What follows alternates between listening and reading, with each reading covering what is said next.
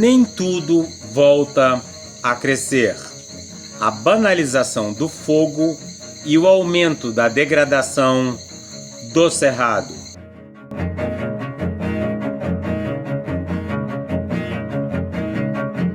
Esse é o quarto vídeo, né, sobre a terceira parte do artigo, a revisão da crise do cerrado. Destacando ameaças e apontando possíveis caminhos para salvar o hotspot de biodiversidade do Brasil, né? Então falamos sobre o aumento dos desmatamentos ao longo das décadas, como a gente precisa zerar o desmatamento, que não adianta abaixar o desmatamento. Vamos explicar isso direito, né? Não é que não adianta diminuir é bom, mas você tem cada vez menos cerrado, mesmo diminuindo, né? E a gente já está num nível crítico de perda, então a gente tem que parar a destruição do cerrado e começar, inclusive, a recuperá-lo em muitas áreas.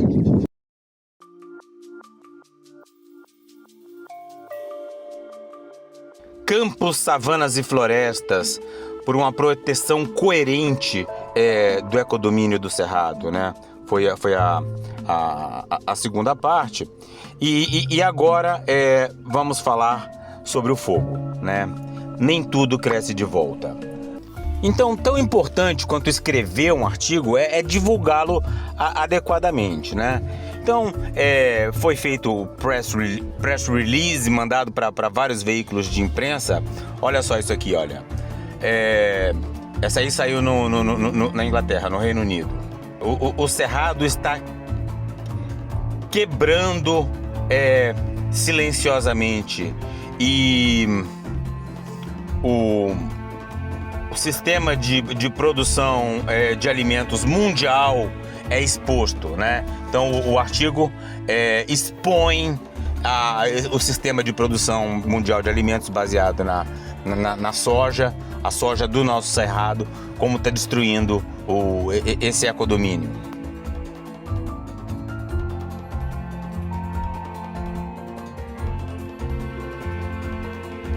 Aqui, olha, aqui é um veículo de divulgação científica importante, também em inglês, olha aqui, mais de 55%, FIS.org, mais de 55% do cerrado nativo está perdido, a nova revisão revela.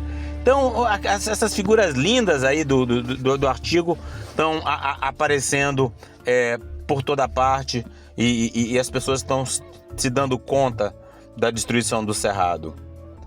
Aqui, olha, outra. Alfa Galileu. Mais de 55%, também outro em inglês. Mais de 50% da vegetação nativa do cerrado já está perdida. Nova revisão revela, né? E aí textos sobre o artigo, né? Aqui comigo a gente vai ler o artigo, né? Aqui, olha, esse aqui saiu nos Estados Unidos.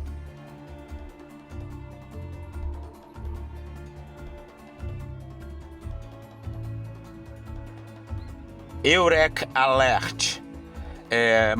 Mais de 55% do cerrado está perdido. Uma nova revisão revela. E o mapa do Cássio, um mapa muito bem feito. Porque você vai ver o mapa do IBGE, eles botam ali o cerrado encostando no mar. Lá na região ali do extremo norte do Brasil, né? Na costa ali perto do Piauí. Não, o cerrado não encosta no mar, sabe? Então agora, pela primeira vez, a gente tem um material atualizado e muito cuidadoso. Olha, esse aqui saiu na Bulgária. Ó, aqui em inglês, a crise do cerrado, né? Uma revista na Bulgária, um jornal, um site na Bulgária. E aqui no Brasil, aqui, Conexão Planeta. É isso, a notícia é essa, né? passou. Mais de 55% do cerrado perdeu, tá? Já perdemos metade, tá? A outra metade está espalhada e altamente degradada, e é sobre isso que a gente vai falar, né?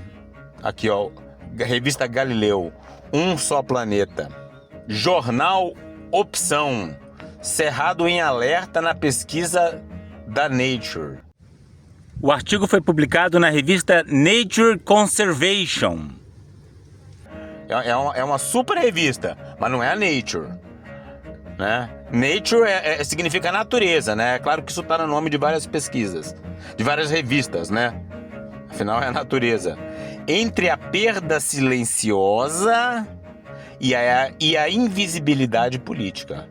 Bonito o nome, exatamente. A perda silenciosa e a invisibilidade política.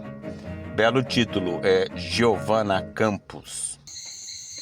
A percepção do cerrado como um bioma de savana homogêneo, naturalmente resistente ao fogo, é uma das distorções mais graves causada por essa simplificação perniciosa. Ok, então vamos lembrar do último vídeo, né? Qual é a simplificação perniciosa? É pegar o cerrado e falar bioma do cerrado e considerar isso uma savana. O cerrado é a savana brasileira, tá?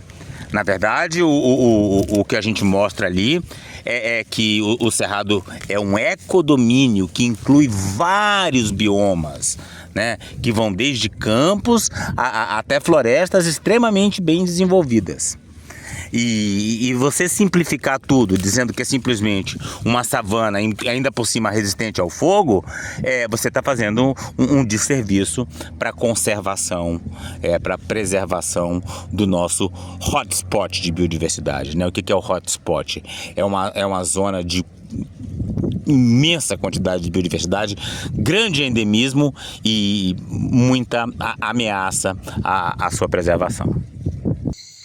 Essa visão reducionista ignora a complexidade ecológica do ecodomínio do cerrado e torna invisível sua diversidade interna. Apesar do cerrado abrigar dezenas de ecossistemas com diferentes estruturas, dinâmicas e graus de resiliência ao fogo. Olha lá, umas crianças indígenas chegando aqui. Olha, tá uma paz sem essa ponte. E o nosso jardim como tá ficando lindo. Pois é, então, o que acontece? Alguns dos biomas que compõem o cerrado até possuem boa resiliência ao fogo, resiliência e resistência. Mas alguns outros são extremamente sensíveis. Basta queimar uma única vez e ele nunca mais vai ser o mesmo. Isso acontece principalmente com as matas secas. Então você simplificar a questão, falando, o cerrado resiste ao fogo. Então tudo bem. Vamos ver como é que está a situação do fogo no cerrado nesse exato momento? Então eu estou abrindo aqui o aplicativo Wind. Eu sempre faço a propaganda dele. E aqui, na versão paga, tem a gratuita. Na paga você consegue ver o fogo, né? Então olha só, eu não sempre falo para vocês que está queimando muito ali no entorno de Santarém, né? Olha, Altamira agora não está mais queimando. Choveu bastante para não ter. Agora vamos ver o cerrado, olha só. Vocês estão vendo? Ó, esses pontos aqui, ó, ali em Floriano, né? Teresina, Jataí, Campo Grande, né?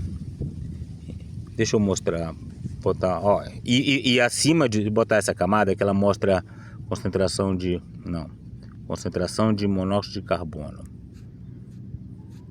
Ela é melhor para entender as queimadas, né? Então, onde que o cerrado tá queimando muito aqui? Barretos, Jataí, né? No interior de São Paulo. Aqui, ó, Ribeirão Preto sempre queimando, né? Mas muita coisa aqui no Paraguai, viu? Que tem cerrado também, né? Como a gente mostrou ali no primeiro vídeo da série. Ao tratar o cerrado como um bioma uniforme, políticas públicas e discursos técnicos acabam ignorando a degradação causada pelos incêndios.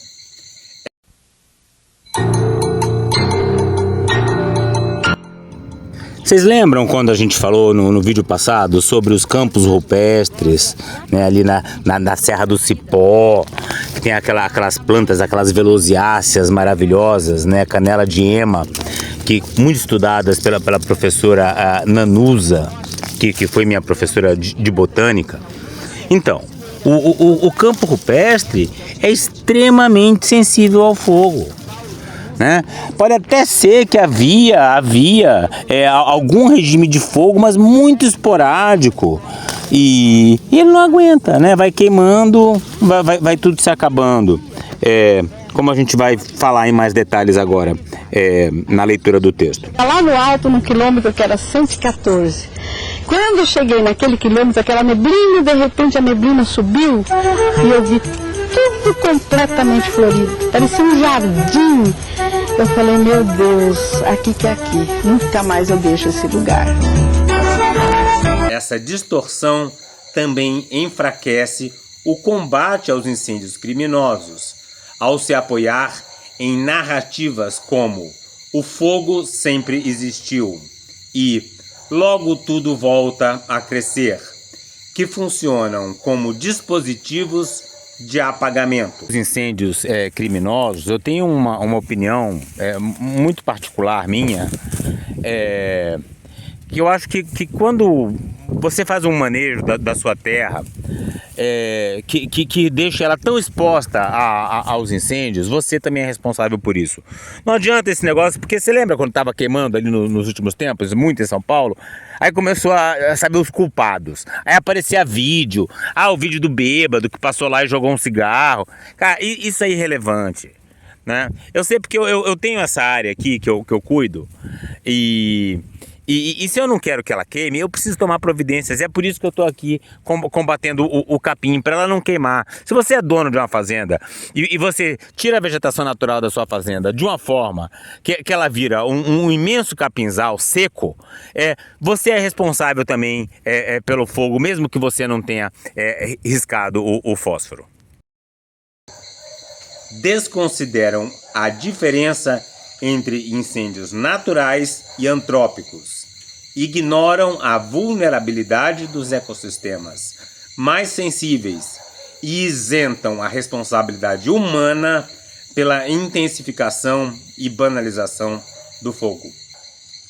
Muitas espécies do cerrado, especialmente arbustos lenhosos, evoluíram sob regimes naturais de fogo e desenvolveram adaptações morfofisiológicas que lhes conferem resistência e resiliência a esse distúrbio. Como é que é isso, né? Mesmo antes da chegada dos primeiros humanos aqui na região, o Cerrado é muito antigo, né? É um ecossistema com milhões de anos. Enquanto que os seres humanos estão aqui nas Américas há menos de 100 mil anos. E aí o que acontecia era que no início da chuva, né, quando estava tudo seco ainda, as primeiras chuvas, os raios das primeiras chuvas podiam começar incêndios que queimavam por algum tempo, né? Porque afinal já estava começando a chover, mas às vezes passava uma nuvem, jogava um raio, começava um fogo, ou choveu ali adiante, aqui não choveu, e aquela areazinha queimava durante algumas horas, eventualmente alguns poucos dias, né? Mas a chance disso acontecer é muito, muito, muito baixa. Mas vai acontecendo, então vai moldando a evolução daquela vegetação. Mas esse fogo em grande escala, o tempo todo que a gente vê hoje em dia, não tem nada a ver com aquilo. Essas especializações incluem folhas coriáceas e pilosas, um ritidoma espesso que protege os tecidos internos contra o calor. Como vocês sabem, eu não estou no Cerrado, eu estou na Amazônia, mas a gente tem algumas espécies aqui que tem alguma resistência ao fogo. E uma delas é o cajazeiro. O cajá, aquele fruto delicioso, né? O cajazeiro, ele tem uma casca espessa. Olha só esse aqui, olha como tá lindo ele, né? Vamos dar uma olhada na casca dele. Tá vendo? Olha. Ó. Né? Essa casca grossa dá a essa espécie alguma resistência ao fogo. E diversas estruturas subterrâneas de armazenamento, como xilopódios, tubérculos, bulbos. Vocês entendem então que o fogo ele mata principalmente o que está na superfície. Agora as coisas enterradas têm uma sobrevida maior. Olha essa castanheira, eu achei que tinha morrido, olha só. Ela está brotando aqui, olha que maravilha. A parte externa morreu, né? E a castanheira está rebrotando. E rizomas, além de raízes profundas que favorecem a rebrota após o fogo. Além disso, muitas espécies lenhosas apresentam capacidade de rebrota basal. Olha, esse cajazeiro aqui morreu no fogo, mas ele rebrotou, né? Aqui, olha, rebrotou com 3 galhos. Ó, tá lindo. Em algumas delas, o fogo atua inclusive como um gatilho ecológico. Há sementes cuja germinação depende da passagem do fogo, seja por calor, por alterações químicas no solo ou pela remoção da cobertura vegetal. Então esse momento depois do fogo é um momento muito propício para o desenvolvimento das plantas. Não, vocês vão ver como esse jardim florido vai ficar magnífico. Olha, ele está começando. E ele vai ficar tão lindo assim por causa do fogo, né? Então algumas plantas elas vão produzindo sementes e falam, olha, ela tem uma adaptação para só vai nascer depois que pegar fogo, né? Porque aí você vai ter esse momento mágico, maravilhoso, de pouca competição por luz e muito nutriente no solo. Devido a essas características adaptativas, alguns ecossistemas do Cerrado são classificados como um pirobioma, ou seja, vegetação adaptada a incêndios naturais.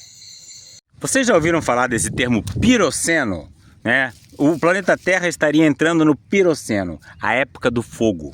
E as pessoas não têm noção disso, das implicações disso. Vocês lembram que alguns dias atrás estava todo mundo falando sobre os incêndios na Patagônia? E começou aquele negócio de que foram os judeus que tacaram, foram os sionistas, tal. Choveu lá na Argentina, apagou o fogo e começou a queimar no Chile. E aí, tá cheio de sionistas ali também? Não. Aí já ninguém mais fala dos sionistas, né? A realidade das mudanças climáticas precisa ser introjetada no nosso discurso, no nosso pensamento. E é por isso que a gente tem que fazer de tudo agora para combater o fogo no Cerrado e preservar o máximo possível desse nosso ecodomínio. No entanto, essa relação não se estende a todas as espécies, nem a todos os ecossistemas do ecodomínio do Cerrado, muitos dos quais são altamente vulneráveis ao fogo.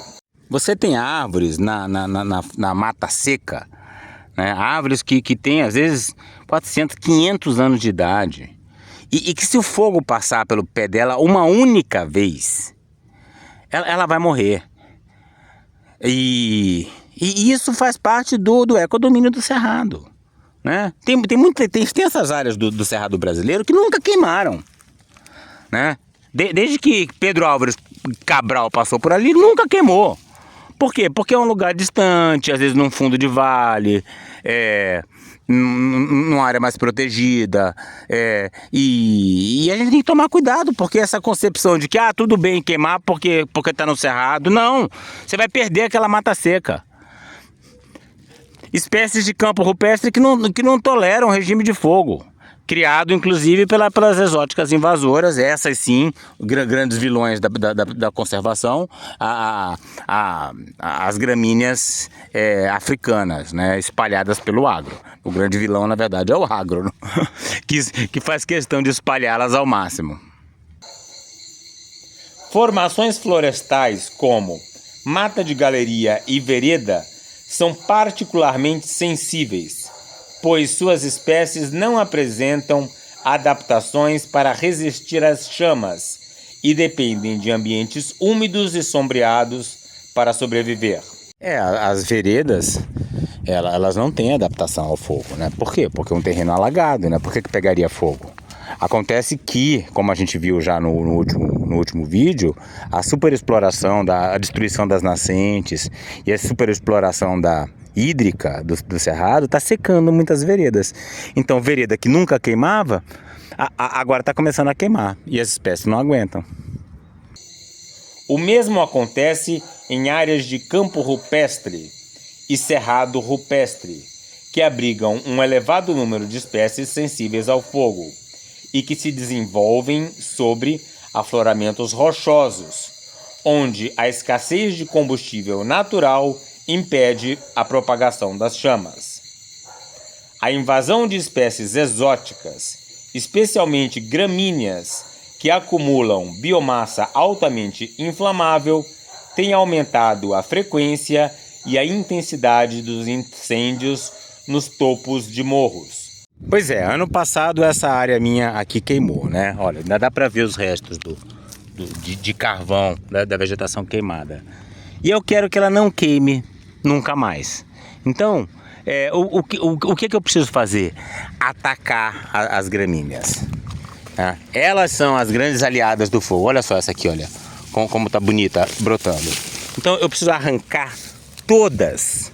Porque se eu não fizer isso, o acúmulo de matéria combustível aqui vai ser gigantesco. E aí vai terminar queimando de uma forma ou de outra, cedo ou tarde. Não adianta querer que as pessoas se conscientizem e não façam fogueira. Vai acontecer, né? E quando uma braquiária se espalha num campo rupestre, imagina, aquelas plantas de campo rupestre, adaptadas a solos pobres, crescem devagar, muito lentamente. A braquiária chega lá, acumula uma biomassa gigantesca, queima, e na semana seguinte do fogo já está brotando para acumular de novo. A espécie endêmica dos campos rupestres não consegue acompanhar esse ritmo e se extingue, colocando essas espécies em risco. Compreender a distribuição dessas adaptações é, portanto, essencial para diferenciar o fogo ecológico do fogo predatório e para construir políticas de manejo que respeitem a diversidade funcional dos ecossistemas do ecodomínio do Cerrado.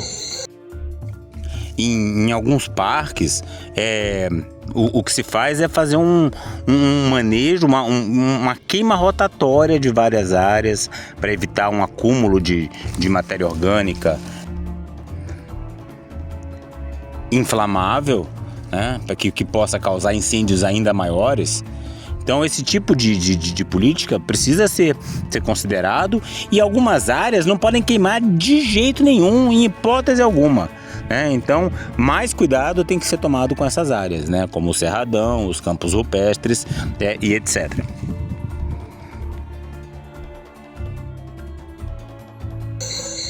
Mesmo espécies adaptadas ao fogo não estão preparadas para enfrentar o atual regime de incêndios antrópicos. Incêndios naturais causados por raios são raros e pouco frequentes, podendo levar anos ou décadas para se repetirem na mesma área, o que permite a regeneração da vegetação. O incêndio criminoso provocado pela ação humana rompe esse ciclo. Estima-se que 99% dos incêndios no Brasil tenham origem antrópica, frequentemente associados ao desmatamento, à expansão agrícola e à negligência no manejo. Esses incêndios ocorrem com frequência crescente, intensidade descontrolada e fora da sazonalidade natural. Então, lembra que eu falei que os incêndios naturais, aquele menos de 1%, né, dos incêndios que acontecem no Cerrado atualmente, o incêndio natural, ele acontece numa época bem específica, no começo da época da chuva. Então, começa a pegar fogo, rapidinho vem uma chuva e apaga. É diferente daquele fogo que foi colocado intencionalmente no começo da seca, que tem semanas, meses para queimar. Entre 1985 e 2022, os incêndios impactaram 40% do ecodomínio do Cerrado. O outro lado da moeda é que 60% do Cerrado não queimou de 1985 para cá. 60% do Cerrado não passou por essa situação. Tá? É importante falar isso porque a nossa notícia é que a gente perdeu metade do Cerrado, mas tem outra metade que dá para salvar. Né? E para isso a gente precisa se mexer. Tem que ficar atento com esse negócio de acordo, é o que apareceu ali na notícia. O sistema mundial de produção de alimentos está destruindo o ecodomínio do Cerrado com consequências desastrosas para o povo brasileiro, como a gente vai ver nos próximos vídeos. Sendo que 63% dessa área queimou mais de uma vez. Embora o atual governo federal tenha conseguido reduzir o desmatamento no Cerrado em 25% em 2024, segundo o programa PRODES do INPE, esses dados não capturam a degradação causada pelo fogo. Incêndios recorrentes comprometem a estrutura ecológica dos ecossistemas, mesmo sem a remoção total da vegetação. Em 2024, o Cerrado registrou cerca de 14,6 milhões de hectares queimados, o maior valor desde 2012, revelando um colapso no regime ecológico do fogo. É importante enfatizar que os povos indígenas não são responsáveis por esse cenário. Mas não são mesmo, né? É verdade que existe o fogo do indígena no Cerrado, mas ele é feito numa escala completamente diferente do que se observa aí pelo Brasilzão, feito pelo homem branco que quer plantar soja, que quer criar gado, que quer enriquecer. Ao contrário do que afirmam discursos negacionistas, eles manejam o fogo de forma controlada e criteriosa, com base em conhecimentos tradicionais. Suas práticas envolvem queimadas de baixa intensidade, realizadas em períodos específicos do ano, com objetivos definidos e orientadas por indicadores naturais e por um conhecimento sofisticado que contribui para a conservação da paisagem. Romper com os mitos que sustentam a devastação do Cerrado é mais do que um imperativo ecológico, é um gesto ético. Não se trata apenas de defender uma vegetação que vai rebrotar, mas de reconhecer o colapso de um equilíbrio complexo que sustenta a biodiversidade, os modos de vida e a estabilidade climática. O fogo pode ser um aliado, mas quando fora de controle e alimentado por interesses econômicos predatórios, transforma-se numa força de destruição. Há uma escolha política entre negar a complexidade e preservá-la. E essa escolha precisa ser feita com clareza e coragem.